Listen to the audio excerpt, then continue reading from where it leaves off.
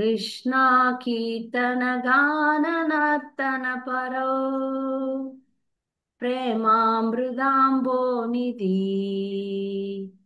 धीरा धीर जन प्रिया प्रिय करो निर्मत्सरो पूजितो श्री चैतन्य कृपाबरो भुवि भुवो भारावहन्तारकौ वन्दे रूपसनातनौ रघुयुगौ श्रीजीवगोपालकौ नानाशास्त्रविचारनैकनिपुणौ सद्धर्मसंस्थापकौ लोकानां हितकारिणौ त्रिभुवने मान्यौ शरण्याकरौ राधा कृष्ण पदारविन्द भजना नन्देन मत्तालिकौ वन्दे रूप सनातनौ रघुयुगौ श्रीजीवगोपालकौ श्रीगौरङ्गगुणार्णवर्णनविधौ श्रद्धा संवृत्ति पापोतापनिकृत्तनौ तनुभृताम् गोविन्दगानामृतै आनन्दाम्बुदिवर्धनैकनिपुणौ कैवल्यनिस्तारकौ वन्दे रूपसनातनौ रघुयुगौ அந்த காலத்துல கைங்கரியம் தோறும் படிக்கிறாங்க. त्यक्त्वा तूर्णमशेषमण्डलपति श्रेणिं सदा तुच्छवत् भूत्वा दीनगणेशकौ करुणया कौपीनगन्धास्त्रिरौ गोपीभावरसामृताब्धिलहरी कल्लोलमग्नौ मुहुः वन्दे रूपसनातनौ रघुयुगौ श्रीजीवगोपालकौ उजत्कोकिल अंससारसगना कीर्णे मयूराकुले नानारत्ननिबद्धमूलवितप श्रीयुक्तवृन्दावने राधाकृष्णमहर्निशं प्रभजतौ जीवार्तदौ यौ मुदा वन्दे सनातनौ रघुयुगौ श्रीजीवगोपालकौ साङ्ख्यापूर्वकनामगाननटिभिः कालावसानिकृतौ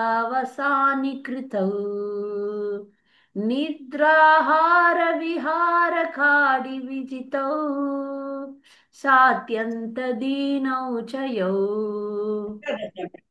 तदा गुणस्मृतेर्मधुरिमा नन्देन सम्मोहितौ वन्दे रूपसनातनौ रघुयुगौ மாதாஜி மியூட் போட்டுக்கோங்க.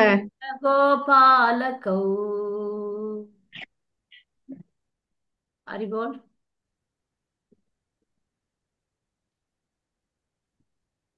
என்னாச்சு? யசோதா மாதாஜி மியூட் போட சொன்ன மாதாஜி, அவங்க பேசிட்டே இருக்காங்க. ஓகே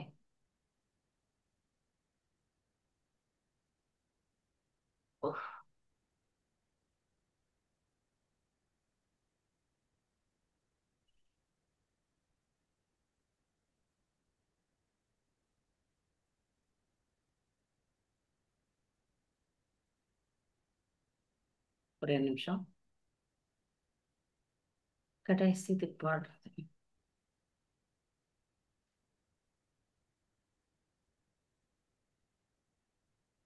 எல்லாரும்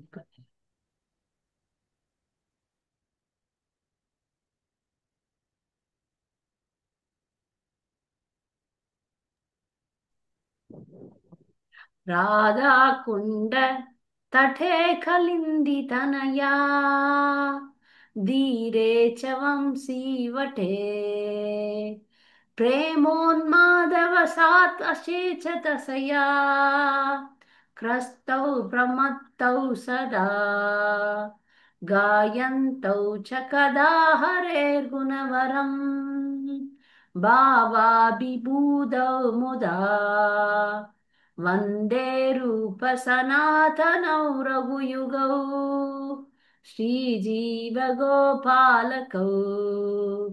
हे राधे व्रजदेविके च ललिते हे नन्दसुनोकुत श्रीगोवर्धनकल्पपातपतले कालिन्दिवने कुत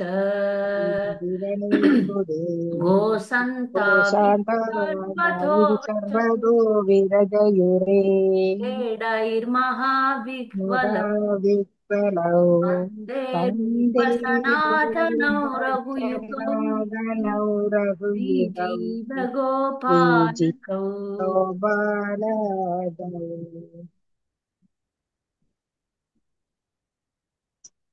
பகவான் கிருஷ்ணரின் புனித நாமங்களை ஓதுவதிலும் பாடுவதிலும் பரவசத்தில் ஆடுவதிலும் எப்பொழுதும் ஈடுபட்டிருக்கும் ஸ்ரீ ரூப கோஸ்வாமி, ஸ்ரீ சனாதன கோஸ்வாமி, ரகுநாத பட்ட கோஸ்வாமி, ஸ்ரீ ரகுநாத கோஸ்வாமி, ரகுநாத தாச கோஸ்வாமி, ஸ்ரீ ஜீவ கோஸ்வாமி, ஸ்ரீல கோபால பட்ட கோஸ்வாமி ஆகிய 6 கோஸ்வாமிகளுக்கு என் பணிவான வணக்கங்களை செலுத்துகிறேன். அவர்கள் கடவுளின் அன்பு கடலை போன்றவர்கள். மற்றவர்கள் மீது பொறாமை கொள்ளாதவர்களாதலால் மூடர்களிடத்தும் இரக்கம் உடையவர்கள். அவர்கள் எதை செய்தாலும் அவை மற்றவர்களை திருப்திப்படுத்துவனவாக இருக்கும். பகவான் சைத்தன்யரின் முழு முழு அருளையும் உடையவர்கள். ஆகவே இந்த பிரபஞ்சத்தில் ஆத்மாக்களை விடுவிக்கும் பணிகளில் ஈடுபட்டவர்கள். மனித இனத்திற்கு நன்மை பயக்கும் விதத்தில் நிலையான சமய கோட்பாடுகளை நிலைநாட்டும் நோக்கத்திற்காக அதிகாரம் வாய்ந்த சாஸ்திரங்களை நுணுக்கமாக படிப்பதில் வல்லுநர்களான ஸ்ரீ ரூப கோஸ்வாமி, ஸ்ரீ சனாதன கோஸ்வாமி, ஸ்ரீ ரகுநாத பட்ட கோஸ்வாமி, ஸ்ரீ ரகுநாத தாச கோஸ்வாமி, ஸ்ரீ ஜீவ கோஸ்வாமி, ஸ்ரீ கோபால பட்ட கோஸ்வாமி ஆகிய 6 கோஸ்வாமிகளுக்கும் எங்கள் பணிவான வணக்கங்கள். அவர்கள் உலகங்களிலும் புகழப்படுகிறார்கள். ராதா கிருஷ்ணரின் திவ்யமான உன்னத பக்தி சேவையில் ஈடுபட்டு கோபிகளின் நிலையில் மூழ்கி இருப்பதால் அவர்கள் சரணடைவதற்கு ஏற்ற தகுதியுடையவர்கள்.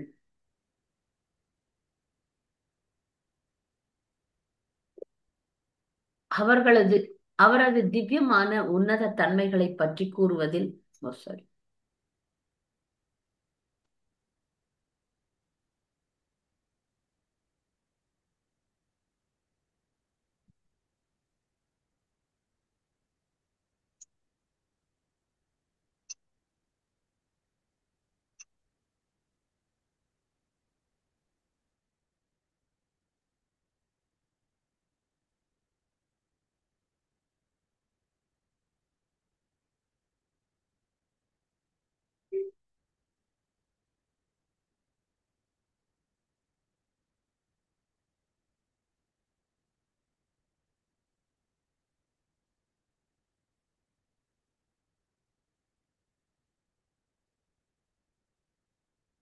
சுத்துது.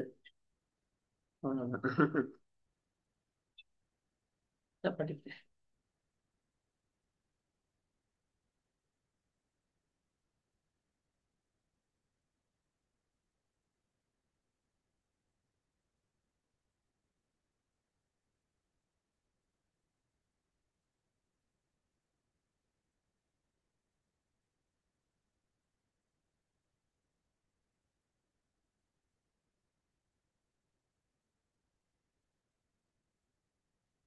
மனித இனத்திற்கு நன்மை பயக்கும் விதத்தில் நிலையான படிச்சுட்டேனா 3வது ஸ்லோகம். சைத்தன்ய மகாபிரபுவை பற்றிய விளக்கங்களில் மிக தேர்ச்சி அடைந்தவர்களும் அவரது திவ்யமான உன்னத தன்மைகளை பற்றி கூறுவதில் திறமை பெற்றவர்களுமான ஸ்ரீ ரூப கோஸ்வாமி, ஸ்ரீ சனாதன கோஸ்வாமி, ஸ்ரீ ரகுநாத பட்ட கோஸ்வாமி, ஸ்ரீ ரகுநாத தாச கோஸ்வாமி, ஸ்ரீ ஜீவ கோஸ்வாமி, ஸ்ரீ கோபால பட்ட கோஸ்வாமி ஆகிய 6 கோஸ்வாமிகளுக்கும் பணிவான வணக்கங்கள்.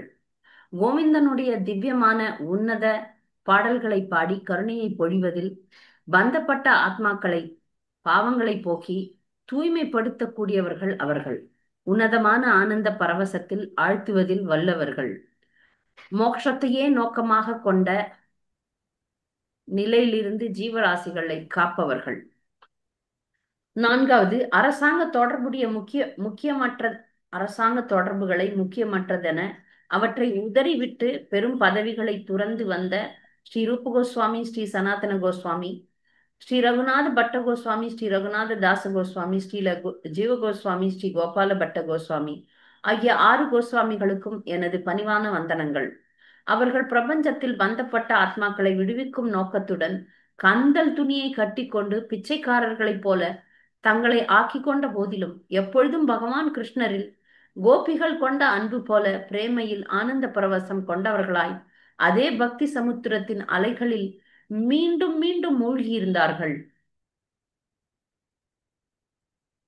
விலைமதிப்பற்ற ரத்தனங்களை கொண்டதும் பூக்களும் பழங்களும் நிறைந்து அழகானதுமான மரங்களை கொண்ட விருந்தாவனம் எனும் புண்ணிய திவ்யமான உன்னத பூமியில் ராதாகிருஷ்ண வழிபாட்டில் முற்றுமாக தங்களை ஈடுபடுத்திய ஸ்ரீ ரூப கோஸ்வாமி, ஸ்ரீ சனாதன கோஸ்வாமி, ஸ்ரீ ரகுநாத பட்ட கோஸ்வாமி, ஸ்ரீ ரகுநாத தாச கோஸ்வாமி, ஸ்ரீல ஜீவ கோஸ்வாமி, ஸ்ரீல கோபால பட்ட கோஸ்வாமி ஆகிய 6 கோஸ்வாமிகளுக்கு எனது பணிவான வணக்கங்கள்.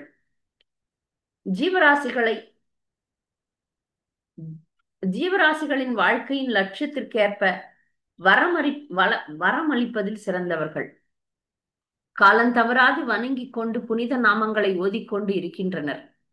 ஸ்ரீல ரூப கோஸ்வாமி, ஸ்ரீல சனாதன கோஸ்வாமி, ஸ்ரீல ரகுநாத கோஸ்வாமி, ரகுநாத பட்ட கோஸ்வாமி, ஸ்ரீ ரகுநாத தாச கோஸ்வாமி, ஸ்ரீல ஜீவ கோஸ்வாமி, ஸ்ரீல கோபால பட்ட கோஸ்வாமி ஆகிய 6 கோஸ்வாமிகளுக்கும் எனது பணிவான வணக்கங்கள். அவர்கள் எப்பொழுதும் தூய பக்தி சேவையிலேயே தங்கள் விலைமதிப்பற்ற வாழ்க்கையை உபயோகப்படுத்தினர். அதற்காக உண்ணுதல், உறங்குதல் இவற்றை விட்டு பகவானின் திவ்யமான உன்னத நன்மைகளை நினைத்து அடக்கமும் பணிவும் உடையவர்களாக இருந்தனர்.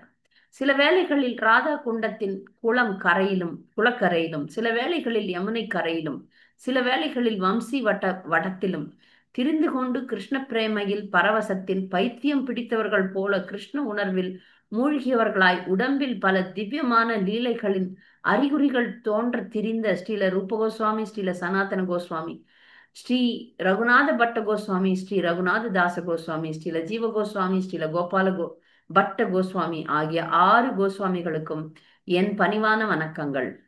ஓ விருந்தாவனத்தின் அரசியே, ராதாராணியே, ஓ லலிதா, ஓ நந்த மகாராஜரின் மைந்தனே, நீங்கள் எல்லோரும் இப்பொழுது எங்கு இருக்கிறீர்கள்? கோவர்தன மலையின் மேல் இருக்கிறீர்களா? அல்லது யமுனை கரையில் உள்ள மரங்களின் கீழ் இருக்கிறீர்களா என்று கூவிக்கொண்டு திரியும் ஸ்ரீ ரூப கோஸ்வாமி, ஸ்ரீ சனாதன கோஸ்வாமி, ஸ்ரீ ரகுநாத பட்ட கோஸ்வாமி, ஸ்ரீ ரகுநாத தாச கோஸ்வாமி, ஸ்ரீல ஜீவ கோஸ்வாமி, ஸ்ரீல கோபால பட்ட கோஸ்வாமி ஆகிய 6 கோஸ்வாமிகளுக்கும் என் பணிவான வணக்கங்கள்.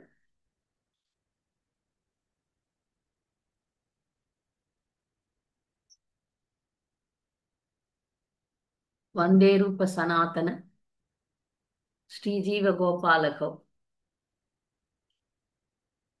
இந்த ஸ்ரீ ஸ்ரீ ஷட் கோஸ்வாமி அஷ்டகம் ரொம்ப முக்கியமானது. கொஞ்சம் பாடுறது கஷ்டம்தான், பழகுனா பாடிடலாம். வார வாரம் நீங்க கேட்டீங்கன்னா கேட்டு அப்புறம் நீங்க பாட கத்துக்கலாம். இன்னைக்கு போன வாரம் நம்ம 6 கோஸ்வாமிகள் எப்படி சைத்தன்ய மகாபிரபுவை சந்தித்தார்கள் மட்டும் பார்த்தோம். இன்னையில இருந்து ஆரம்பிச்சு வரப்போற ஞாயிற்றுக்கிழமைகளில் ஒரு கோஸ்வாமியாக பார்க்கலாம். முதல் கோஸ்வாமியாக இன்னைக்கு ரகுநாத தாச கோஸ்வாமியை பார்க்கலாம். சைத்தன்ய மகாபிரபுவை சந்திச்ச முதல் கோஸ்வாமி ரகுநாத தாச கோஸ்வாமி தான். அவர் மேற்கு வங்காளத்துல சப்த கிராமம் அப்படின்னு ஒரு ஊர் இருக்கு, ஒரு மாவட்டம் இருக்கு. அதுக்கு பக்கத்துல இப்போ கிருஷ்ணப்பூர் அப்படின்னு சொல்றாங்க. அதுக்கு முன்னாடி சந்தப்பூர் அப்படின்னு சொல்லக்கூடிய ஒரு இடத்துல ஹூக்ளி மாவட்டத்துல ஒரு பெரிய ஜமீன்தாருக்கு, மஜும்தார் அப்படின்னு சொல்றாங்க. மேற்கு வங்காளத்துல அப்படிப்பட்டவங்க எல்லாம் மஜும்தார். கோவர்தன மஜும்தார் அப்படின்னு சொல்றது. அவர் வந்து அஹ், பிறந்தார் ஒரு நல்ல குடும்பத்துல, ஒரு இளவரசன்னு நீங்க வச்சுக்கலாம். நான் அவ்வளோ பெரிய சொத்து வச்சிருந்தாங்களாம். கோவர்தன மஜும்தார் ஒரு பெரிய கோட்டீஸ்வரன். அவருடைய தம்பி, அவருடைய தமையனார், அவர் பேர் வந்து இரண்ய மஜும்தார் அப்படின்னு பேர். இந்த ரெண்டு பேருமே பணக்காரங்கள்லாம் ஆங்கிலத்துல வந்து மல்டி மில்லியனர்னு சொல்றோமே, அந்த மாதிரி மல்டி மில்லியனரா இருந்திருக்காங்க. இப்ப அந்த காலத்துல வந்து வங்காளத்தை ஆண்ட பேரரசன் உசைன் ஷா அப்படின்னு ஒரு இஸ்லாமிய மன்னன். இவங்க இவங்கக்கிட்ட பெரிய பெரிய நிலங்களை வந்து குத்தகை கொடுத்தான். அந்த காலத்துல அவங்க வந்து 12 லட்சம் கொடுத்துருக்காங்க வருஷமா. 12 லட்சம் நான் அந்த காலத்துல பார்த்தது, 500 வருஷத்துக்கு முன்னாடி. வருஷத்துக்கு 12 லட்சம் வந்து குத்தகைக்கு அவங்க கொடுத்துருக்காங்க. அப்ப எவ்வளவு வருமானம் வந்திருக்கோன்னு பாருங்க, எப்படி அவங்க மேலாண்மை செஞ்சிருக்காங்க, எப்படி மேனேஜ்மெண்ட் பண்ணியிருக்காங்க. ஆனா அவங்க வந்து வருஷத்துக்கு அதுக்கும் மேல வந்து சம்பாதிச்சிருக்காங்க. அந்த அளவுக்கு பணக்காரர்கள்.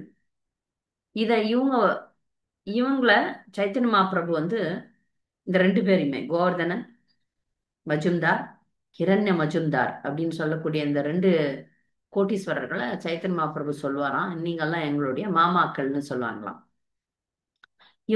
இவங்க இருந்த ஜாதி வேற. இப்ப ஒரே ஊர்ல நம்ம எல்லாம் சொல்ல மாட்டோமா, பக்கத்து வீட்டு மாமா அப்படி அந்த மாதிரி. இவர்கள் சைத்தன்ய மகாபிரபுனுடைய தாத்தாவான நீலாம்பர சக்கரவர்த்திக்கு வேண்டியப்பட்டவங்க. அந்த மேற்கு வங்காளம் முழுக்க, மேற்கு வங்காளம்னு சொல்ல முடியாதப்ப வங்காளம்னு தான் சொல்லணும். ஏன்னா கிழக்கு வங்காளம் அப்ப பிரிக்கப்படலை, பங்களாதேஷ். அப்ப மொத்தமே வங்காளமா இருந்தது. அந்த வங்காளத்துல வந்து இவங்க ரொம்ப பிரபல்யமா இருந்தாங்க, புகழ்பெற்ற பணக்காரர்கள், எல்லாருக்குமே தெரிஞ்சிருக்கு அவங்கள. அவங்க வந்து இந்த பிராமண ஜாதியிலேயே வந்து அஹ், தாழ்த்தப்பட்ட ஒரு குலம் இருக்கு. அதை வந்து சூத்ர குலம்னு சொல்ல முடியாது. ஆனா உயர்ந்த குலத்துல இந்த பிராமண ஜாதியிலே அது ஒரு தாழ்ந்த ஜாதி அப்படி வச்சுக்கலாம். அப்போ வந்து அவங்க வந்து கயஸ்தா அப்படின்னு சொல்றாங்க. கயஸ்தா அப்படின்றது ஒரு தாழ்ந்த குலம் தான். ஆனா அதுல இருந்தும் இவங்க வந்து பெரிய மேட்டுக்குடிகளாக, பெரிய பணக்காரர்களாக இருந்திருக்கிறாங்க. அந்த குடும்பத்துல பிறந்திருக்கிறார் ரகுநாத தாச கோஸ்வாமி. இது வந்து இந்த உலகத்துல அவர் வந்தது. நித்தியமா பொதுவா நம்ம 6 கோஸ்வாமிகளை பத்தி யோசிக்கும் போது 6 கோஸ்வாமிகள் சாதாரண மனிதர்கள் கிடையாது. 6 கோஸ்வாமிகளும் நித்திய சகாக்கள். நித்திய சூரியன் சொல்றாங்க இல்லையா, ஸ்ரீ சம்பிரதாயத்துல நித்திய சகாக்கள். ஆன்மீக உலகத்துல இருந்து இங்க சைத்தன்ய மகாபிரபுக்கு அவருடைய இயக்கத்துல சேவை புரிவதற்காக வந்திருக்காங்க. இவங்க யாரு அப்படின்னு பார்த்தா, இவங்களுடைய 6 கோஸ்வாமிகளுடைய உண்மையான அடையாளம் எதுன்னு பார்த்தீங்கன்னா, மஞ்சரிகள்னு சொல்லப்படக்கூடிய ராதா ராணியின் நெருக்கமான சேவகிகள், வேலைக்காரிகள் அப்படி சொல்லலாம், சேவகிகள் அப்படின்னும் சொல்லிக்கலாம். அப்ப இவங்க எப்போதுமே வெளி சூழ்நிலையெல்லாம் மறந்துட்டீங்க, ஆழ்ந்து எப்பொழுதும் கிருஷ்ணருடைய தாமரை திருவடிகளை தியானம் பண்ணிட்டு இருந்தாங்க. அவங்களுக்கு வேற எந்த வேலையும் கிடையாது, வேற எந்த இதுவும் கிடையாது. இப்ப இந்த உலகத்துல இப்படி இப்படி வந்திருக்காங்க. அப்ப முதல் முறையா அஹ், ரகுநாத ரகுநாத தாச கோஸ்வாமி அவருக்கு வந்து அஹ், இங்க சின்ன பையனா இருந்தப்ப வந்து அவருக்கு வந்து ஒரு பல்ராம் ஆச்சாரியா அப்படின்னு ஒரு பெரிய பக்தர் வழிகாட்டியிருக்கார். அந்த பலராம் ஆச்சாரியார் தான் ஹரிதாஸ் தாக்கூரை அறிமுகப்படுத்தியிருக்கிறார். சின்ன பையன்தான், ஒரு சின்ன குழந்தையிலே பக்தர் தான். அப்ப 15 வயசுல வந்து ரகுநாத் தாச கோஸ்வாமி அவங்க அப்பா கிட்ட கேட்கிறாரு, இப்ப சாந்திப்பூருக்கு வந்திருக்கிறாரு சைத்தன்ய மகாபிரபு, நான் போய் பார்க்கணும்ட்டு. அவர் போய் விடுவார, ஒரே மகன், வாரிசே ஒண்ணுதான். அதனால அவருக்கு விடுறதுக்குல விருப்பம் கிடையாது. இவர் வீட்டை விட்டு ஓடி வந்துட்டார். சாந்திப்பூர்ல முதல் முறையாக சைத்தன்ய மகாபிரபுவை பார்க்கிறார். முதல் முறை பார்க்கும்போது நான் இது ரகுநாத தாச கோஸ்வாமி நிரந்தர சகா தானே. அப்ப அந்த சந்திப்பை வந்து வர்ணிக்கிறாங்க. அன்பினுடைய பேரானந்த நிலை அவங்க அங்க நடந்துதான். அதுல முக்கியமா பக்தி வினோத் தாக்கூருடைய சிஷ்யர் ஒருத்தர், அவர் வந்து பிரதீப் தீர்த்த மகாராஜ் அப்படின்ட்டு ஒருத்தர், அதை வர்ணிக்கிறாரு. சைத்தன்ய மகாபிரபுனுடைய திருவடிகளை தண்டமா விழறார். விழுந்தப்ப மகாபிரபு அவருடைய அந்த கட்டவிரல், கால் கட்டவிரல்ல தொடுறாரு அவர். அப்படி தொடும்போது அவருக்கு வந்து அன்பினுடைய பேரானந்த நிலை கிடைக்குதாம் ரகுநாத தாச கோஸ்வாமிக்கு. 10 நாள் அவரோட நெருக்கமா இருந்திருக்கிறார். 15 வயது தான். 10 நாள் இருந்திருக்கார். அதுக்கப்புறம் போக மனசு வரல.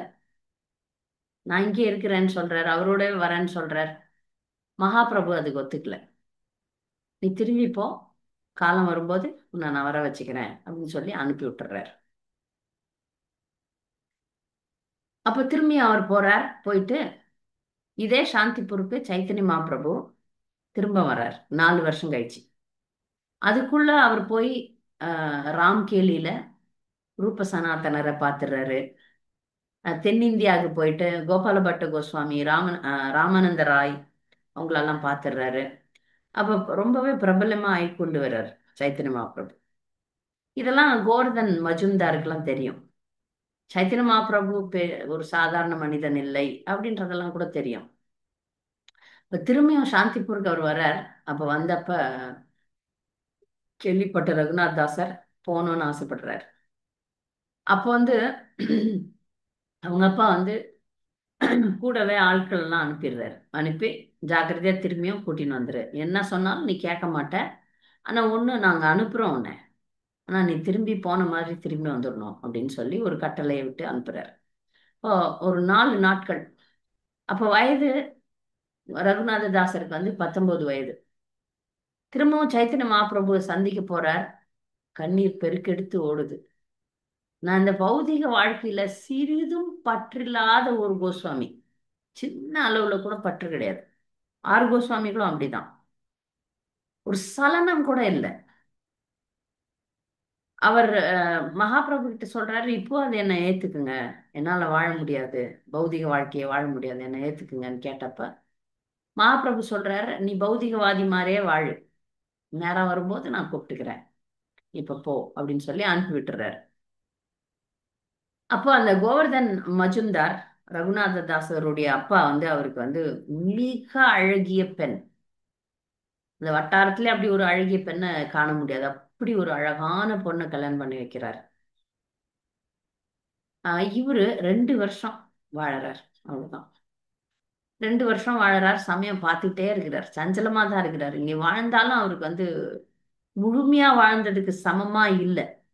வாழறார், வேற விதி இல்லையே, வழி இல்லையேன்னு வாழறார். இந்த துறவரம் என்பது ஒரு போலியான துறவரம் கிடையாது. நிஜமாவே அவங்களுக்கு பௌதிக வாழ்க்கையில விருப்பம் கிடையாது. இப்ப உலகத்துல நிறைய பேர் பிரம்மச்சாரிகளா ஆவறாங்க. அவங்கெல்லாம் குடும்ப சூழ்நிலை, ஒரு கட்டாயம், வேற வழி இல்ல, உம், சாப்பாட்டுக்கு வழி இல்ல, இல்ல வாழ்க்கையில நிறைய விரக்தியான விஷயங்கள் நடந்தது, அதனால மாறுறாங்க துறவிகளா. ரகுநாத தாசர் அப்படி கிடையாது, எல்லாமே இருந்தது, என்ன இல்ல, வேலையாட்கள்ல இருந்து ராஜா தான். அப்படிப்பட்ட வாழ்க்கையில அவருக்கு சிறிது கூட நாட்டம் இல்லை அப்படின்னு தான் வரலாறுகள் சொல்லுது. அவர் எந்த அளவுக்கு துறவரம் ஏற்றிருந்தாருன்னா நீங்க பாப்பீங்க, பின்னாடி நம்ம அவருடைய வாழ்க்கை வரலாறு பார்க்கும்போது தெரியும். மிகப்பெரிய துறவியாக இருந்திருக்காரு. இப்ப இந்த முறையும் வந்து மகாபிரபு நீ போய் அங்க சாதாரணமா வாழ்க்கையை வாழுன்னு சொல்லும்போது ரொம்ப அவரால் தாங்க முடியல. ஆனாலும் மகாபிரபுனுடைய கட்டளையை மீறி நடக்க முடியாது, அதனால வாழ்ந்து கொண்டு வருகிறார். அப்படி வாழ்ந்து கொண்டு வரும்போது 2 முக்கியமான நிகழ்வுகள் நடக்குது. ஒரு முறை பானிஹட்டி அப்படின்ற ஒரு இடம் இருக்கு வங்காளத்துல, உங்களுக்கு எல்லாருக்கும் தெரியும், அதுவும் கல்கத்தா பக்கத்துல தான் இருக்கு. அது கங்கை கரையில ரொம்ப அழகான இடம்.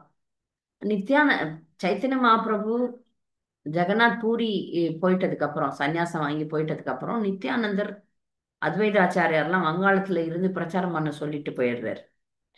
அதனால நித்யானந்தர் அவருடைய சகாக்களோட சேர்ந்து நிறைய பிரச்சாரம் பண்றாரு. அப்ப பானிஹட்டியில ஏகப்பட்ட விழாக்கள்லாம் நடத்தி, சங்கீர்த்தன திருவிழாக்கள் நடத்தி நிறைய பக்தர்களை உருவாக்குறார் நித்யானந்தர். அதை கேள்விப்பட்டு ரகுநாத தாசர் அங்க போறார். போயிட்டு அவரை சந்திக்கிறார். அப்போ நித்யானந்தருடைய கருணை இருந்தாதான் சைத்தன்ய மகாபிரபுவே கிடைப்பார். அதனால அவரை கண்டு கதறி அழறார், உங்களுடைய கருணை இல்லை, உங்களுடைய சிபாரிசு இல்லைன்னா நான் அவர்கிட்ட போக முடியாது. அதனால இனிமேல என்னை இப்படி விடாதீங்க அப்படின்னு சொல்லிட்டு அழுறாரு. அப்போ வந்து நித்யானந்தர் வந்து ஒரு ஜாலி பர்சன், உங்களுக்கு தெரியும். எதையும் அப்படி சீரியஸா இருக்க மாட்டார். நித்யானந்தர் வேற, சைத்தன்ய மகாபிரபு வேற. சைத்தன்ய மகாபிரபு கொஞ்சம் ரொம்ப ஸ்ட்ரிக்டா இருப்பார். நித்யானந்தர் வந்து எளிமையா இருப்பார், ஈஸியா இருப்பார். அதனாலதான் சைத்தன்ய மகாபிரபு நித்யானந்தரை ஒப்பிட்டு பார்க்கும்போது நித்யானந்தர் ரொம்ப கருணை வாய்ந்தவர். ஜகாய் மாதா எல்லாம் மன்னிச்சிட்டார். தன்னை அடிச்சவங்களே மன்னிச்சிட்டார். அவர் அவதூதர். அவருடைய செயல்களை புரிஞ்சுக்கிறதும் கஷ்டம். ரகுநாத் தாசரை வந்து உன்னை வா, நான் உன்னை வந்து அடிக்கிறேன், உதைக்கிறேன். அதை வந்து இந்த உற்சவத்தை, பானிஹட்டியில நடந்த இந்த திருவிழாவை தண்ட மகோத்சவம், தண்டனை கொடுக்கிற ஒரு திருவிழா அப்படின்னே சொல்றாங்க. நாம வந்து பார்க்குறோம், அது வந்து ஒவ்வொரு வருஷமும் இஸ்கான்ல நம்ம கொண்டாடுறோம் பானிஹட்டி திருவிழா அப்படின்னு சொல்லிட்டு. அப்போ இந்த ரகுநாத் தாசரை வந்து சொல்றாரு, சரி உனக்கு ஒரு வேலை கொடுக்குறேன், உனக்கு ஒரு தண்டனை கொடுக்குறேன். இங்க ஆயிரக்கணக்கான மக்கள் கூடியிருக்கிறாங்க, இப்ப பக்தர்கள் கூடியிருக்கிறாங்க.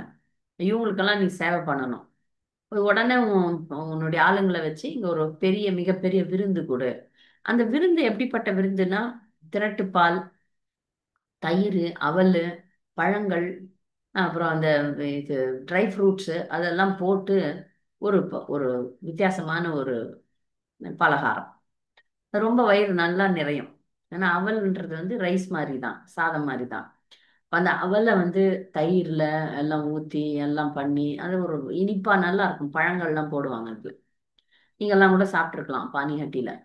அதை வந்து செய்யறதுக்கு இப்ப ஆயிரக்கணக்கான மக்கள் குழுமி இருக்கிறாங்க. அவங்களுக்கு விருந்தளிக்க வேண்டும்னு சொன்னோடனே உடனே ரகுநாத தாசர் தன்னுடைய செல்வாக்கை பயன்படுத்தி கடைகள்ல போய் இருந்ததெல்லாம் வாங்கிட்டு வந்திருக்காங்க. சுத்தி முத்தி இருக்கிற கிராமங்கள்ல ஒரு கடை கூட விடல. எல்லா இந்த கடையில, பலசரக்கு கடையில போய் இருந்த அவல் மூட்டை மூட்டை மூட்டை மூட்டையா வாங்கிட்டு வந்தாங்க. பழங்களை வாங்கிட்டு வந்தாங்க, தயிர் வாங்கிட்டு வந்தாங்க, திரட்டுப்பால் வாங்கிட்டு வந்தாங்க, சக்கரை வாங்கிட்டு வந்தாங்க. எல்லாத்தையும் வாங்கிட்டு வந்து கொட்டி ரொம்ப ஒரு பெரிய மகோத்சவம் நடக்குது. அதுல கீர்த்தனம் நடக்குது இல்லையா? எங்கெல்லாம் கீர்த்தனம் நடக்குதோ, ஹரிநாம சங்கீர்த்தனம் நடக்குதோ, அதுல உண்மையா நடந்தா கண்டிப்பா சைத்தன்ய மகாபிரபு வந்துருவாரு. இப்ப இங்க நித்யானந்தர் தான் இருக்கிறார், சைத்தன்யர் வந்து ஜெகநாத் பூரியில இருக்கிறார். ஆனா இந்த உற்சவத்துக்கு முக்கியமான தூய பக்தர்கள் கண்ணுக்கு மட்டும் தெரிகிறார். சைத்தன்ய மகாபிரபு வந்து ஆடாமா ஆட்டமா ஆடுறார். ரகுநாத தாசருக்கும் தென்படுறார். இவர் என்ன பண்றார், நித்யானந்தர் ஒவ்வொரு பக்தர்களுடைய தட்டுல இருந்து அந்த அவலை எடுத்து சைத்தன்யருக்கு ஊட்டுறார். சைத்தன்ய மகாபிரபு என்ன பண்றாரு, அதே மாதிரி பக்தர்களுடைய தட்டுல இருந்து அவல் எடுத்து நித்யானந்தருக்கு ஊட்டுறாரு. இதெல்லாம் பாக்குறாரு ரகுநாத் தாஸ் கோஸ்வாமி. ரொம்ப ஆனந்தமான உற்சவமா இருக்கு. அப்படியே கண்ணீர் அவருக்கு பெருக்கெடுத்து ஓடுது. ஏன்னா ரெண்டு பேரும் என் கௌரவ தாயரை பாக்குறாங்க. பானியாட்டி திருவிழால வந்து முக்கியமா கௌரவ தாயை தான் கங்கையில குளிக்க வைப்பாங்க, அபிஷேகம் பண்ண வைப்பாங்க. மற்ற ஊர்கள்லாம் எங்க பக்கத்துல நதி இருக்கும் அங்க போயிட்டு அவங்க பானியாட்டிய செலிப்ரேட் பண்ணுவாங்க, கொண்டாடுவார்கள். இது ஒரு மிகப்பெரிய கொண்டாட்டமாக இருக்கிறது. அப்புறம் சைத்தன்ய மகாபிரபு அப்படியே மறைஞ்சிடுறார். ரகுநாத தாசர் வந்து நித்யானந்தருடைய திருவடிகளை இறுக பற்றி அழறார். அப்ப நித்யானந்தர் சொல்றாரு, இனிமேல் உனக்கு வந்துடுச்சு காலம், நீ விரைவில் போய் சேரலாம், உனக்கு சிபாரிசு போய் சேர்ந்துடுச்சு. வந்துட்டாரு சைத்தன்ய மகாபிரபு, இந்த விழாக்கு வந்துட்டாரு, இனி நீ கவலைப்பட தேவையில்லை. உனக்கு வந்து முன்னாடி நடக்க போறதை இப்ப சொல்லிடுறாரு நித்யானந்தர். நீ சொரூப் தாமோதர் அப்படின்ற அந்தரங்க காரியதர்சி. சொரூப் தாமோதர் சைத்தன்ய மகாபிரபுனுடைய கூடவே இருக்கக்கூடிய செக்ரட்டரி. அவருடைய கீழே நீ வந்து இருக்க போற, அதனால நீ கவலைப்படாத, உனக்கு நாள் வந்துடுச்சு, நீ போலாம் அப்படின்னு சொல்லிடுறாரு. திரும்பி வரார், தன்னுடைய வீட்டுக்கு வரார். அங்க வந்து ஒரு பெரிய பிரச்சனை வருது. அந்த நேரத்துல அவங்க அப்பா இல்ல, யாரு, கோவர்தன் இல்ல, அவங்க சித்தப்பா தான் இருக்கிறார், இரண்யர் இருக்கிறார். இந்த இவர்களை பார்த்து போராமப்பட்ட ஒரு கவர்னர், அந்த இஸ்லாமிய ராஜ்யத்துல ஒரு கவர்னர் இருந்தான், அவனுக்கு இவங்களை பார்த்து போறாங்க. சட்டுன்னு என்ன பண்றான் அவன், இவங்க வந்து 12 லட்சம் தான் கொடுக்குறாங்க, ஆனா அதுக்கு மேல நிறையவே அவங்க சம்பாதிக்கிறாங்க. அப்புறம் அந்த உள்ள வந்து அந்த கிராமங்களை வந்து மேலாண்மை செய்கிறார்கள். ஒரு காலத்துல இது இஸ்லாமியர்களுக்கு எதிரா போயிடலாம், ஏன்னா இவங்க கட்டுப்பாட்டுல தான் எல்லாமே இருக்கு அப்படின்னு அந்த உசைன் சாவை ஏத்தி விடுறான். அப்ப என்ன பண்றான் உசைன் சாய், அப்ப முதல்ல போய் அவங்கள சிறைப்படுத்துங்கள் அப்படின்னு சொல்லி கைது செய்யுங்கள்னு வீரர்களை அனுப்பிடுறான். அப்படி அனுப்பும்போது அப்பா ஏற்கனவே கோவர்தன் எங்கேயோ போயிட்டாரு. இவரு இளைஞர் ஓடி போய் ஒளிஞ்சுக்கிறாரு. இப்ப வீட்டுல இருக்கிறது ரகுநாத தாசர் தான். ரகுநாத தாசரை சிறைப்படுத்தி கொண்டு போறாங்க, கைது செய்து கொண்டு போறாங்க. அப்போ உசைன் ஷா கிட்ட ரகுநாதர் உசைன் ஷா கேக்குறான், எங்க உங்க அப்பா, எங்க உங்க சித்தப்பா அப்படின்னு. அவர் சொல்றாரு, எனக்கு தெரியாது. உண்மைதானே அது? அவருக்கு தெரியாது. அவர்கிட்ட சொல்லிட்டு போல உண்மையை பேசுறார். அப்புறம் அந்த ரகுநாத தாசனுடைய தெய்வீக ஒளியை பார்த்து உசைன் ஷா பயந்துடுறான். இவர் பொய்யெல்லாம் பேச முடியாது, இவரை நாம தண்டிக்கவும் முடியாது அப்படின்னு சொல்லிட்டு அப்புறம் ஒரு ஒப்பந்தம் வைக்கிறாங்க. என்ன ஒப்பந்தம்னா, நிறைய பணம் தரோம். நிறைய பணம் தந்தவொடனே உசைன் ஷா வாய முடிகிறான். நிறைய பணம் தரோம் அப்படின்ட்டு ஒரு பேச்சுவார்த்தையில அது சுமூகமா முடியுது. அதுக்கு காரணம் ரகுநாத தாசர் தான். கோவர்தனனோ இரண்யரோ இருந்திருந்தா கூட அந்த பிரச்சனை முடிஞ்சிருக்காது. அதுக்கப்புறம் அதை சுமூகமா முடிச்சிட்டு, எங்களை இந்த ராஜ்யத்தை நீ தொல்லை பண்ணாத. ஏன்னா அவங்க கோவர்தன் ரகுநாததாசரை இயக்கத்துல சேரத்துக்கு அனுமதிக்கலனாலும் அவர் ஒரு பக்தரா தான் வாழ்ந்திருக்கிறார். ஒரு வைஷ்ணவர்கள் தான். அந்த நாட்டு மக்களுடைய பக்தியும் பாதுகாத்து வந்திருக்கிறார்கள். அதனால இப்ப உனக்கு தேவையான பணத்தை நாங்க கொடுத்துடுறோம், எங்களை நிம்மதியா விடு அப்படின்னு அந்த இஸ்லாமிய மன்னனுக்கு சொல்லி அவங்க வாழ்ந்து கொண்டிருக்கிறார்கள். அந்த காலகட்டத்துல ஒரு நாள் அந்த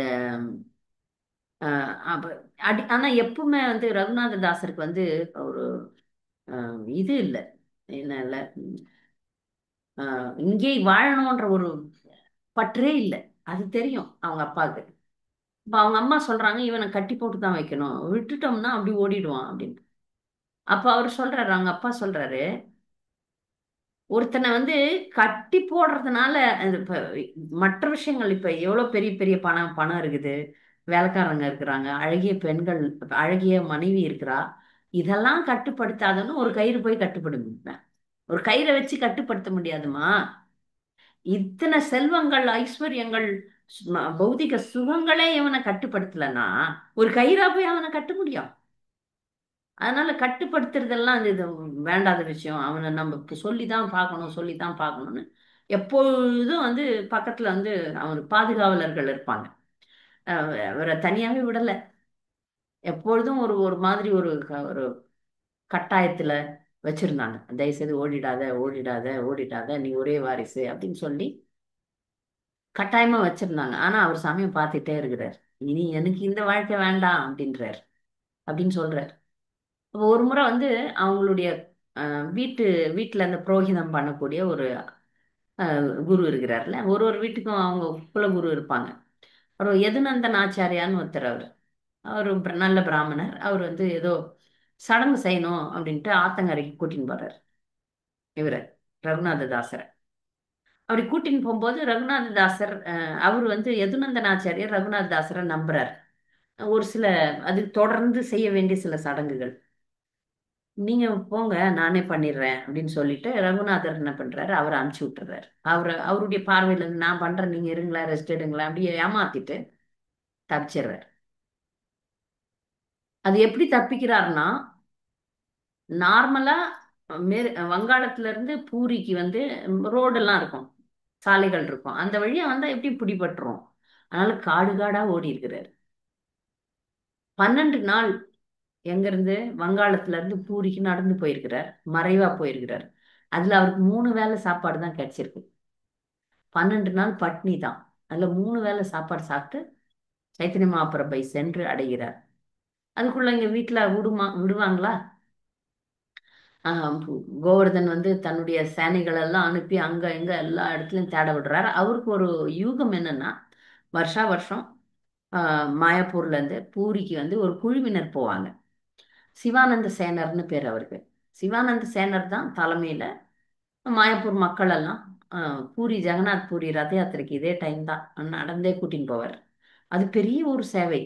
நடந்து கூட்டின்னு போனோம், அவங்களுக்கு பிரசாதம் ஏற்பாடு பண்ணணும், அங்கங்க டென்ட் போட்டு தங்கி தங்கி தங்கி போனோம், அப்புறம் நதிகள் வரும்போது நடந்து போனோம். இதெல்லாம் ஒரு பெரிய வேலை. அதெல்லாம் திறம்பட செய்வார் சிவானந்த சேனர்.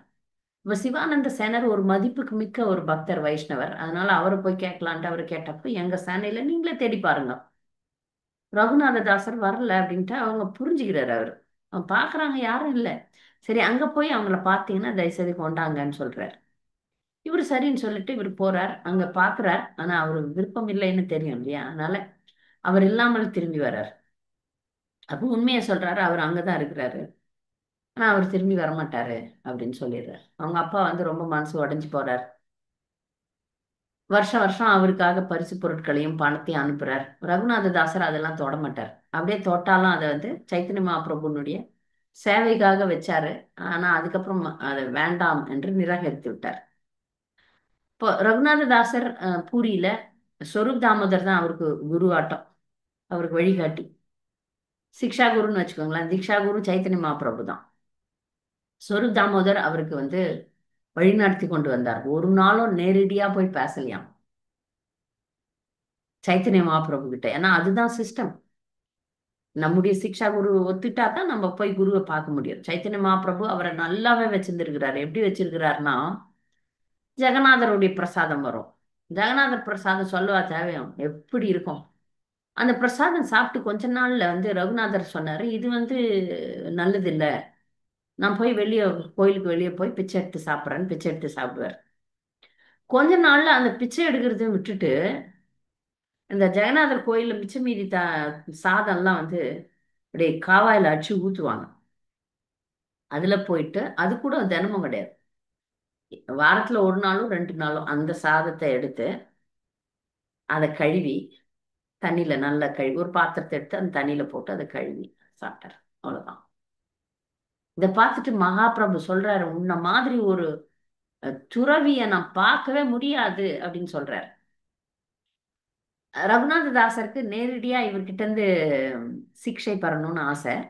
அப்புறம் அதை புரிந்து கொண்டு ஒரு முறை வந்து இவர் என்ன செய்யணும், சதா சர்வ நேரமும் கிருஷ்ணரை ஜபிக்க வேண்டும், பௌதிக பற்றே இல்லாமல் எளிமையாக வாழ்ந்து நாமத்தை பிரச்சாரம் செய்ய வேண்டும் அப்படின்னு சொல்லிட்டு இறுதியில அஹ், ரூப கோஸ்வாமி சனாதன கோஸ்வாமியின் கீழே இருந்து பிருந்தாவனத்துல சேவை செய்யணும் அப்படின்னு சொல்லி கட்டளை எல்லாம் கொடுத்துடுறாரு. அவர் உடனே பிருந்தாவனம் போகல. சைத்தன்ய மகாபிரபு மறைந்த பிறகு, அவருடைய குருதேவராகிய ஸ்வரூப் தாமோதர் மறைஞ்ச பிறகு போறார், பிருந்தாவனத்துக்கு போறார். பிருந்தாவனத்துல தன்னுடைய சைத்தன்ய மகாபிரபு இல்ல, ஸ்வரூப் தாமோதர் இல்ல, நான் எப்படி வாழறதுன்னு சொல்லிட்டு கோவர்தன் மாலையில இருந்து கீழே வந்து செத்து போலான்னு போறார். அப்போ ரூப கோஸ்வாமியும் சனாதன கோஸ்வாமியும் அதை ஒத்துக்கல, இந்த மாதிரி பண்ணக்கூடாது, இது வந்து இந்த உடல் மகாபிரபுனுடைய உடல், அதனால அவருடைய சேவையில அவர் சொன்னதை கேட்டு வாழணும் அப்படின்னு சொல்றாங்க. அப்போ ரகுநாத் தாஸ் கோஸ்வாமிக்கு 40 வயசு.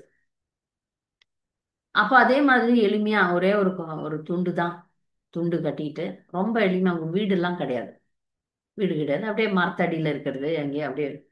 அவர் வந்து மெய் மறந்த நிலையில பக்தி தொண்டு செய்து கொண்டிருந்தார். அவர் சந்தேகத்துக்கே இடம் வைக்காத மிகப்பெரிய தூய பக்தன்னு எல்லாருக்குமே பிருந்தாவனத்துக்கே தெரியுது. ராதா குண்டத்துல போயிட்டு உட்காந்து ஜெபம் பண்ணுவார். சரியா?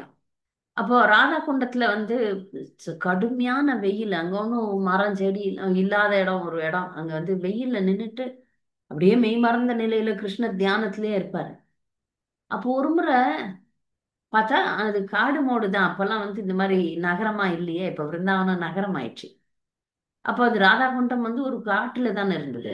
அப்போ புலிகள் வருமா, 2 புலி வந்து அவர் அடிச்சு சாப்பிடலான்னு புலி வந்தோடனே கிருஷ்ணர் உடனே வந்துட்டாரு. ஏன் பக்தனை நீ எப்படி அடிக்க முடியும்னு அந்த புலிகளை ஓட்டுறதுக்கு கிருஷ்ணர் நின்னுறாரு. இதை சனாதன கோஸ்வாமி பாக்குறாரு. பார்த்துட்டு அப்புறம் புலிகள் ஓடி போகுது பயந்து, கிருஷ்ணர் வந்துட்ட பிறகு கிருஷ்ணரும் மறைஞ்சிடுறாரு. சனாதன கோஸ்வாமி இதை கண் கூட பாக்குறாரு, புலிகளையும் பாக்குறாரு, கிருஷ்ணரையும் பாக்குறாரு. ரகுநாத தாசர் வந்து மெய் மறந்து கிருஷ்ணர் நினைவுல இருக்கிறதையும் பாக்குறாரு. அப்புறமா ரகுநாத் தாச கோஸ்வாமியை கூப்பிட்டு சொல்றாரு, இது பார்ப்பா, இதெல்லாம் வேலைக்கு ஆகாது, நீ ஒழுங்கு மரியாதையா ஒரு குடிசை போட்டுன்னா அது உள்ள உக்காந்துக்கோ, உன்னை உன்னை பிடிக்கிறதுக்கு காட்டு விலங்கெல்லாம் வருது, அதனால குடிசை போட்டுட்டு. குடிசை போடுறது கூட ஒரு ஒரு என்ன சொல்றது, ஒரு வசதியை ஏற்படுத்திக்கிறது இந்த உடலுக்கு, அதை நான் செய்ய மாட்டேன் அப்படின்னு அதை பெருசா எடுத்துக்கல. சனாதன கோஸ்வாமி சொன்னதை பெருசா எடுத்துருக்கணும், ஆனா அவர் எடுத்துக்கல. இந்த சரீரத்துக்கு ஒரு பெரிய சுகம்லாம் கொடுக்க கூடாது, அதனால நான் வந்து இப்படியே இருந்து ஜெபம் பண்ணணும், இப்படி இருந்து பக்தி தொண்டு செய்யணும்னு சொல்லிட்டு அதை கண்டுக்கவே இல்லை. அதே மாதிரி அஹ், அஹ், ராதா குண்டம் கரையில உட்காந்து ஜெபம் பண்றார், பாட்டு பாடுறார், பாகவதம் படிக்கிறாரு, எல்லாம் பண்ணிட்டு இருக்கிறார். என்ன கிடைக்குதோ அதை சாப்பிடுவார். 7 நாளைக்கு ஒரு முறையோ 5 நாளைக்கு ஒரு முறையோ எதோ கிடைக்கும்.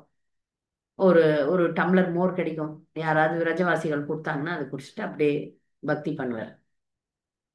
அப்போ ஒரு முறை திரும்ப வெயில், கடுமையான வெயில், வெயில் மழை குளிர் எதையும் பொருட்படுத்தல.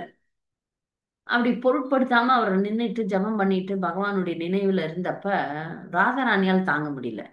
ஐயோ, ரகுநாத் தாஸ் கோஸ்வாமி வெயில் சுட்டெரிக்குதுன்னு சொல்லிட்டு முந்தானியை கொடையாட்டம் பிடிக்கிறாங்க. இதுதான் தாயாரனுடைய கருணை. தன்னுடைய பக்தர்கள் இப்படி கஷ்டப்படக்கூடாது அப்படின்னு சொல்லிட்டு கொடை பிடிக்கிறாங்க, முந்தானியை வச்சு கொடை பிடிக்கிறாங்க. இது பார்த்துடுறாரு சனாதன கோஸ்வாமி. இன்னும் கோபம் வந்துடுது. வெயில் தாழ்ந்த பிறகு அந்த அம்மா போயிடுறாங்க. இது தெரியவே இல்லை யாருக்கு, ரகுநாத தாசருக்கு தெரியவே இல்லை. அவர் பாட்டுன்னு பகவத் நினைவுல இருக்கிறார், ஜெபம் பண்ணிட்டே இருக்கிறார். அப்ப சனாதன கோஸ்வாமி திட்டுன்னு திட்டுறாரு. இப்ப முன்னால தாயார் ராதாராணி தாயாருக்கு இவ்வளவு பெரிய பிரச்சனை, வெயில்ல அவங்களும் நிக்கணும், அவங்களும் ஒண்ணு கூட படம் பிடிக்கணும். முன்ன கிருஷ்ணர் நின்னாரு. இந்த மாதிரி பகவானையும் தாயாரையும் நீ இங்க இப்படி உன் சேவையில ஈடுபடுத்தக்கூடாது, தப்புன்னு சொன்னோன்னே புரியுது ரகுநாததாசருக்கு. ஐயோ, தப்பு பண்ணிட்டோமே அப்படின்னு சொல்லிட்டு ஒரு பேருக்கு ஒரு குடிசை கட்டி அந்த குடிசையில உட்காந்து எழுதுறார், படிக்கிறார், பிரச்சாரம் பண்றார். அவர் எழுதின நூல்கள்ல ஸ்தவமாலா அப்படின்றது ரொம்ப முக்கியமான ஒரு நூலாக கொண்டாடப்படுகிறது. தனச்சரித்ரா, தனகேலி சிந்தாமணி அப்படின்ற ஒரு புத்தகம், 3வது முக்தி சரித்ரா அப்படின்ற ஒரு புத்தகம். இந்த 3 புத்தகங்கள் அவர் எழுதுறார். ஏன்னா ரூப கோஸ்வாமி, சனாதன கோஸ்வாமி, 6 கோஸ்வாமிகளுக்கு கட்டளையே சாஸ்திரம். சாஸ்திரத்தை மக்களுக்கு எளிமையான முறையில கொடுக்கணும், புரியுற மாதிரி. அதனால இவர்கள் நூல்லாம் எழுதினாங்க. 6 கோஸ்வாமிகளும் எழுதினாங்க. அதுல இவர் 3 முக்கியமான சாஸ்திரங்களை அவர் எழுதினார். நானா சாஸ்திரம் அதெல்லாம் படிச்சு அதுல நிபுணர்களாகி இங்க நமக்கு இப்போ மக்களுக்கு எளிமையான முறையில அது கொடுக்கணும், ஏற்றுக்கொள்ளுற அளவுல சுருக்கமாக்கி கொடுக்கணும் அப்படின்னு அவர் கொடுத்தார். அப்புறம் அவர் அந்த ராதா குண்டத்திலே வாழ்ந்தார். ராதா குண்டத்திலே இருந்து அவருடைய தேகத்தை விடுறார். இப்ப கூட போனீங்கன்னா ரகுநாத் தாஸ் கோஸ்வாமி இது சமாதியை நம்ம ராதா குண்டத்துல பார்க்கலாம். அவர் எவ்வளவு பெரிய ஆச்சாரியார்னா, நீங்க பகவத்கீதை படிச்சீங்கன்னா 3 முக்கியமான கொள்கைகள் பகவத்கீதையில சொல்லி தருவாங்க. சம்பந்த சம்பந்த ஞானம், அபிதய ஞானம், பிரயோஜன ஞானம். நான் கூட இந்த பிரார்த்தனை பண்ணும்போது ஸ்ரீ ராதா மதன மோகனம், ஸ்ரீ ராதா கோவிந்தா, ஸ்ரீ ராதா கோபிநாத்ன்ட்டு முக்கியமான 3 ராதாகிருஷ்ணருக்கு வணக்கம் செலுத்தணும் எல்லாருமே. அது ராதா மதன மோகனர் சம்பந்த ஞானத்துக்காக பிரார்த்தனை பண்ணணும். ராதா கோவிந்தரை சாரி, அபிதய சம்பந்த ஞானத்துக்கு ராதா கோவிந்தரை, பிரயோஜனத்துக்கு ராதா கோபிநாத். விக்கிரகம் குறிப்பிடப்பட்ட விக்கிரகம். இப்ப சம்பந்த ஞானம்னா என்ன? நான் ஏற்கனவே பகவத்கீதையில சொல்லி கொடுத்துருக்கேன். இருந்தாலும் யாராவது புது பக்தர்கள் இருந்தாங்கன்னா, சம்பந்தம்னா என்ன?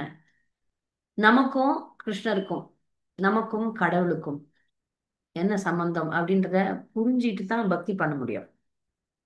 நான் யார், கடவுள் யார் அப்படின்ற ஞானம் தான் சம்பந்த ஞானம். அதுக்குரிய தெய்வம் ராதா மதன மோகனர். சரியா? அப்புறம் அந்த சம்பந்தத்தை எப்படி வளர்ப்பது? அபிதய ஞானம். அப்புறம் அது அந்த சம்பந்தத்தை ஏற்படுத்துறது எப்படி, அது நடைமுறைப்படுத்துறது, அந்த பக்தி பாதை, அது சம்பந்தம் அப்படின்னு சொல்லுவாங்க. அது அதற்கு ராதா கோவிந்தர் குறிப்பிடப்பட்ட விக்கிரகம். அதுக்கப்புறம் அதனால பலன் அடையிறோம், அதான் பிரயோஜனம். அதனால கிருஷ்ண பிரேமையை அடையிறது தான் பிரயோஜனம். அந்த பிரயோஜனத்துக்கு ராதா கோபிநாதர். இதுல ரகுநாத தாச கோஸ்வாமி இந்த பிரயோஜன ஆச்சாரியராக கொண்டாடப்படுகிறார். நமக்கு பக்தி பாதையில முன்னேறுவதற்கு நம்ம குரு பரம்பரையை தானிக்கிறது ரொம்ப முக்கியம். எப்போ நீங்க குரு பரம்பரையில வர ஆச்சாரியர்களை தியானம் பண்றீங்களோ, அவர்களுடைய புகழ் பாடுகிறீர்களோ, அப்பதான் கனெக்ஷன் வரும், அப்பதான் தொடர்பு வரும். அதுக்கு தான் இப்ப இந்த 6 கோஸ்வாமிகளை பற்றி பேசுறோம். 6 கோஸ்வாமிகளுக்கான இந்த ஷட்கோஸ்வாமி அஷ்டகம் தினமும் சில பேர் பாடுறாங்க. உங்களுக்கு எப்ப முடியுதோ அப்ப பாடணும். அல்ல அந்த தொடர்பு, இது கஷ்டமா இருந்தா அந்த அந்த பொருளையாவது படிக்கணும், அர்த்தத்தையாவது படிக்கணும். அவர்களை பற்றி நான் போன வகுப்புலையும் சொன்னேன். இந்த 6 கோஸ்வாமிகளை நாம் எப்பொழுதும் நினைக்க வேண்டும். அவர்களுக்கு நம்முடைய வணக்கங்களை நித்தியமாக செலுத்த வேண்டும். நம்முடைய பூஜை ரூம்ல வந்து நீங்க பாத்தீங்கன்னா நிறைய பேருக்கு ஆல்டர் எப்படி செட் பண்றதே தெரியாது. அது வந்து நம்ம வந்து பக்தி யோகம் ஒரு அறிமுகம் அப்படின்ற ஒரு புத்தகத்துல சொல்லப்பட்டிருக்கு. இருந்தாலும் நானும் சொல்றேன். முதல் படியில ராதாகிருஷ்ணருடைய போட்டோ, இல்ல ஜெகநாதருடைய போட்டோ. 2வது படியில நரசிம்மர் பஞ்சதத்துவா. நரசிம்மர் வந்து நமக்கு இப்ப இப்படி பார்க்கும்போது வலது பக்கம், இப்படி பார்க்கும்போது இடது பக்கம் இருக்கணும். பஞ்சதத்துவா இடது பக்கம், வலது பக்கம் வந்து நமக்கு நரசிம்மர் இருக்கணும். அதுக்கு கீழே நரசிம்மர் கீழே 6 கோஸ்வாமிகள், 6 கோஸ்வாமிகள் கீழே பக்கத்துல நம்முடைய குரு பரம்பரை, அப்புறம் கடைசியில பிரபுபாதர் வரணும். பிரபுபாதருக்கு கீழே உங்களுடைய குருதேவர் இருக்கணும். இப்படிதான் வந்து நம்ம படிகளை வைக்கணும். இவ்வளவுதான் இருக்கணும் ஆல்டர்ல, வேற எதுவும் இருக்கக்கூடாது. அப்ப இந்த 6 கோஸ்வாமிகளை நம்ம தினமும் வழிபாடுறோம். அவர்கள் மூலமா தான் நம்ம சைத்தன்ய மகாபிரபு கிட்ட போக முடியும். ஆனாலும் இது வந்து நினைவில் கொண்டு அவர்களுடைய வரலாற்றையும் அவர்களுடைய வாழ்க்கையில அவங்க செஞ்ச விஷயங்கள்லாம் இதெல்லாம் நம்ம கற்பனை கூட பண்ணி பார்க்க முடியாது. எப்படி வாரத்துல ஒரு நாள் தான் சாப்பிட்டு நம்ம வாழ முடியும்? 2 துணி தான் கட்டிக்கிட்டு எப்படி வாழ முடியும்? இதெல்லாம் வந்து அவங்க செஞ்ச இந்த தவங்கள் நம்ம கனவுல கூட யோசிக்க முடியாது. ஆனால் அதை போற்றலாம், அதை புகழ்ந்து பேசலாம், அதை நினைத்து கொள்ளலாம். இவ்வளோ பெரிய தவங்களை நீங்க செஞ்சீங்களே, நாங்க எங்க வாழ்க்கையில கொஞ்சமாவது சுத்தமான முறையில ஜெபம் பண்றதுக்கு அருள் புரியுங்கள், பக்தியில முன்னேறதுக்கு வழிகாட்டுங்கள் அப்படின்னு சொல்லிட்டு அவங்கள பிரார்த்தனை பண்ணலாம். அதனால நமக்கு வந்து அவர்களுடைய அனுகிரகம் கிடைக்கும். இப்படியாக இந்த 6 கோஸ்வாமிகளை நம்ம வந்து ரசமஞ்சரி, ரத்தி மஞ்சரி அப்படின்னு சொல்றோம். மஞ்சரிகளை பற்றி இன்னும் நிறைய நிறைய பார்க்கலாம். ஏன்னா மிக முக்கியமான கோஸ்வாமிகளாகிய ஸ்ரீ ரூப கோஸ்வாமி, சனாதன கோஸ்வாமியை பற்றி பேசும்போது இன்னும் நிறைய விவரங்கள் நம்ம வந்து சொல்ல போறோம். அப்ப பார்க்கலாம். இதோட வகுப்பு முடிக்கிறேன். பக்தர்களுக்கு ஏதாவது சந்தேகங்கள் இல்ல இந்த கருத்துக்களை பற்றின அஹ், கருத்துக்கள் வேற ஏதாவது இதை பற்றின இன்றைய வகுப்பை பற்றின ஏதாவது கூடுதல் தகவல்கள் சொல்ல விரும்புறீங்கனாலும் சொல்லலாம். ஹரே கிருஷ்ணா. ஹரே கிருஷ்ணா மாதாஜி. நம்ம பிரணாம் மாதாஜி. ஒரே நிமிஷம் இருங்க. பஞ்சதத்துவம் வந்து நம்ம சொல்லுங்க மாதாஜி. பஞ்சதத்துவத்துல நித்தாய் பிரபு வந்து நம்ம பார்க்கும்போது ரைட் சைடு இருக்கணுமா மாதாஜி, லெப்டா? இல்ல, நீங்க பஞ்சதத்துவ ஒரு போட்டோ நீங்க அப்படியே தானே வைக்க போறீங்க? அதான் ரைட் சைடுல வைக்கணுமா மாதாஜி? நம்ம பார்க்கும்போது விக்கிரகத்துக்கு ஆல்டருக்கு முன்னாடி, இல்ல லெஃப்ட் சைடு வைக்கணுமா நம்மளுக்கு மாதாஜி? லெஃப்ட்டுக்கு வரும். நமக்கு லெஃப்ட், இந்த பக்கம் லெஃப்ட். ஆல்டர்ல பாத்தீங்கன்னா அவங்களுக்கு ரைட்ல நிப்பாங்க. ஆல்டரா வச்சு பாத்தீங்கன்னா இப்ப நீங்க உங்களுக்கு வந்து உங்களுக்கு நீங்க வைக்கிறீங்கன்னா லெஃப்ட் வரும். ஓகே புரியல? ஓகே மா.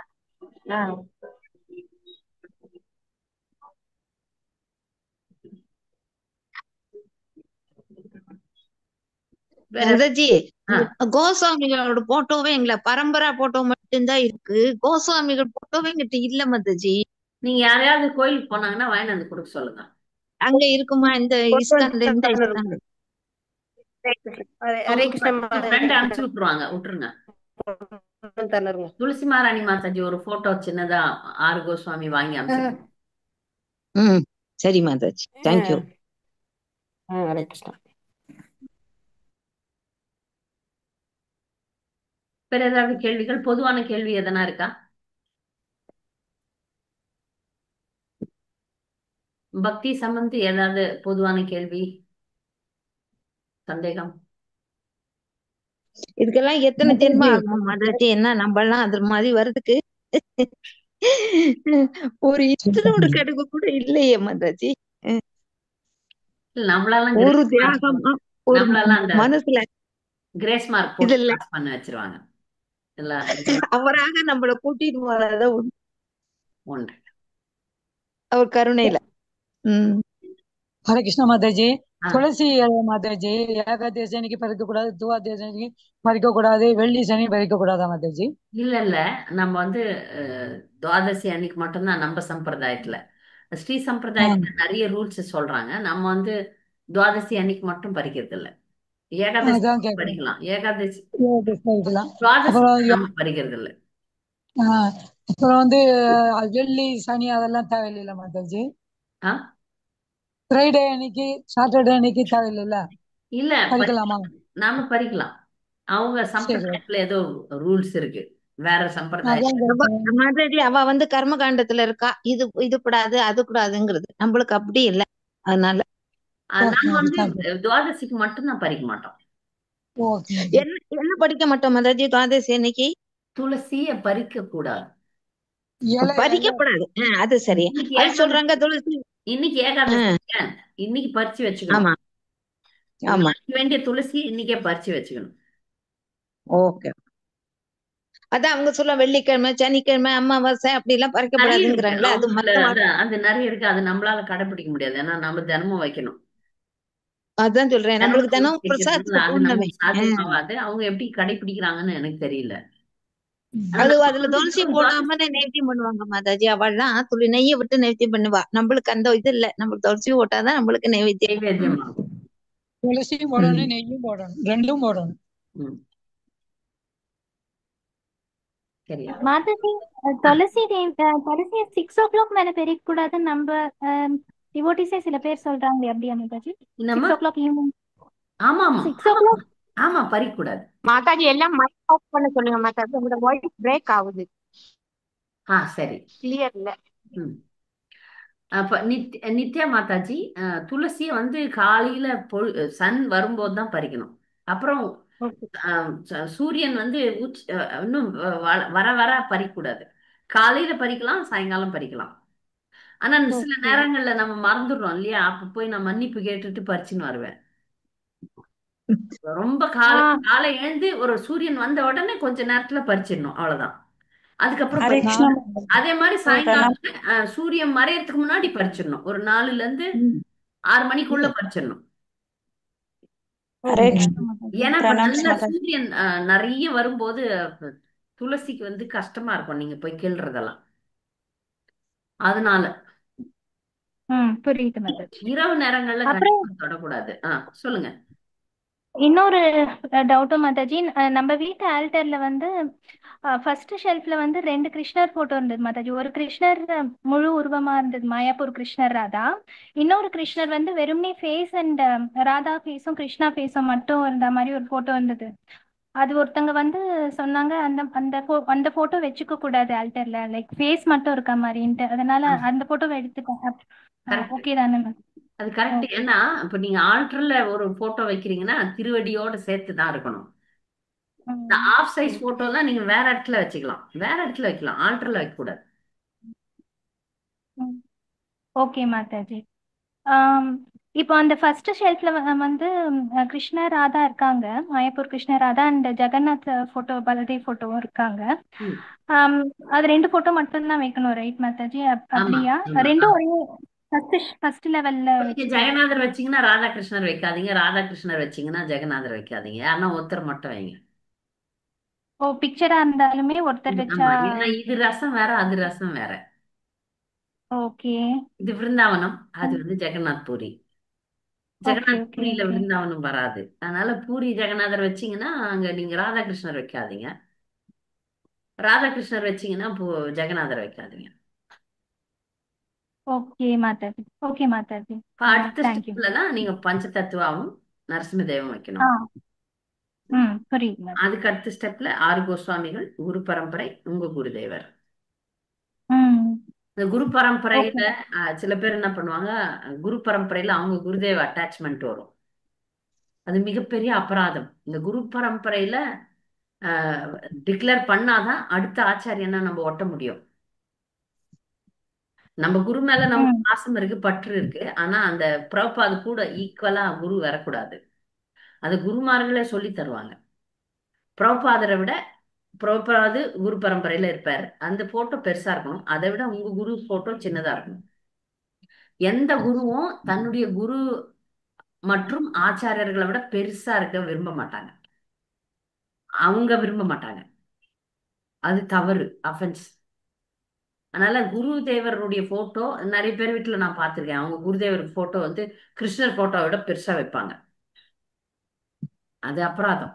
குருக்கும் அபராதம், சிஷ்யர்களுக்கும் அபராதம். இந்த ஞானத்தை நம்ம தெரிஞ்சுக்கணும். நீங்க ஐடிசின்னு ஒரு கோர்ஸ்னா அதுல தெளிவா சொல்லி தருவாங்க. இப்போ பிரபாதரை விட அவங்க குருதேவரது போட்டோ பெருசா நிற்கும் வீட்டுங்கள்ல போனீங்கன்னா, அதுவும் பெரிய அபராதம். ஏன், பிரபாதர் வந்து ஆச்சாரியன். அவரை விட பெருசாக குருவும் விரும்ப மாட்டார், நாமளும் அதை செய்யக்கூடாது. ஒரு முறை என்னுடைய குரு சகோதரி ஒருத்தவங்க வந்து பெரிய போட்டோ எங்க குருதேவர் இது பண்ணியிருந்தாங்க. அப்போ குருதேவர் அதை பார்த்துட்டு சொன்னார், இதை விட பெருசா நீங்க பிரபுபாதர் போட்டோ வச்சீங்கன்னா இதை வைங்க, எல்லாம் இதை தூக்கிட்டுங்க அப்படின்னு சொல்லிட்டாரு. அதனால எடுக்க வேண்டியது. ஏன்னா அதை விட பெருசா அவங்க பண்ண முடியாது, அதனால எடுத்தாங்க. அதனால இதெல்லாம் நம்ம வந்து கவனத்துல வைக்கணும். அது வந்து இது ஒரு விவரங்கள். இந்த விவரங்களை அறிஞ்சுதான் நம்ம வந்து செயல்படணும். சரியா? ஹரே கிருஷ்ண மாதாஜி. நான் ராதா கிருஷ்ணர், பஞ்சதத்வா, நரசிம்மர் எல்லாருமே வச்சிருக்கோம் மாதாஜி. சைட்ல ஜெகநாத சுபத்ரா போட்டோ கோவில்ல டொனேஷன் கொடுத்ததுக்கு கிஃப்டா கொடுத்தாங்க. சைட்ல வச்சிருக்கேன், வைக்க கூடாதா மாதாஜி? ரொம்ப வருஷமா வச்சிட்டு இருக்கேன். இப்ப ஜெகநாத சுபத்ரா படம் போட்டோ இந்த சைட்ல ராதாகிருஷ்ணர் இருக்காங்க, லெஃப்ட் சைட்ல ஜெகநாத சுபத்ரா இருக்காங்க. நான் போட்டோ நான் அனுப்புறேன், வச்சு கும்பிட பாருங்க. ஆரம்பிச்சேன் அப்படின்னா நான் என்ன பண்ண முடியும்? சரி கும்பிடுங்க இல்ல அப்படின்னு சொல்லலாம். தெரியாம அவங்க gift கொடுத்தாங்க, பகவான் தானே சைட்ல வச்சுட்டேன். இல்ல, நீங்க நிறைய இடங்கள் இருக்குல்ல வீட்டுல, ஷெல்ஃப் இருக்குது, அங்க வைக்கலாம். மட்டும் அப்படிதான் வைக்கணும். ஆல்டர் நான் சொன்ன மாதிரி தான் வைக்கணும். நான் வச்சுட்டேன், ஜெகநாதரை வச்சுன்னு இருக்கிறேன்னா சரி. வச்சிருக்கேன், தெரியாததான் வச்சிருக்கேன். கோவில்ல வச்சிருக்காங்க, மேல கிருஷ்ணரு, கீழே வந்து சுபத்ரா தனித்தனியா ஒரு ஸ்டெப்ல, அந்த ஸ்டெப்புக்கு கீழே இல்லன்னா ஜெகநாதர். ராதாகிருஷ்ணரை முதல் படியிலையும், 2வது படியில நடுவுல ஜெகநாதர், பல்தேவ், சுபத்ரா, இந்த பக்கம் நரசிம்மர், இந்த பக்கம் பஞ்சதத்துவம், அப்படி வைக்கலாம். நான் ஒரே போட்டோல எனக்கு கீதா இவங்க சூராபாலா அவங்க அம்மா ஒரே போட்டோல உங்களுக்கு வயசு ஆயிடுச்சு தனித்தனியா வைக்க வேண்டாம்னு ஒரே போட்டோல எல்லாம் ஃப்ரேம் பண்ணி கொடுத்துருந்தாங்க. அப்போ 2011 சேர்த்து வச்சுட்டா இட்லி சாதம் எல்லாமே சாப்பிட்டுக்கலாம்.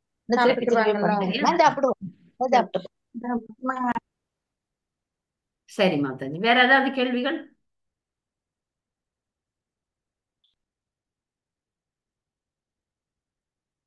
யாருக்காவது ஏதாவது கேள்விகள் இருக்கா?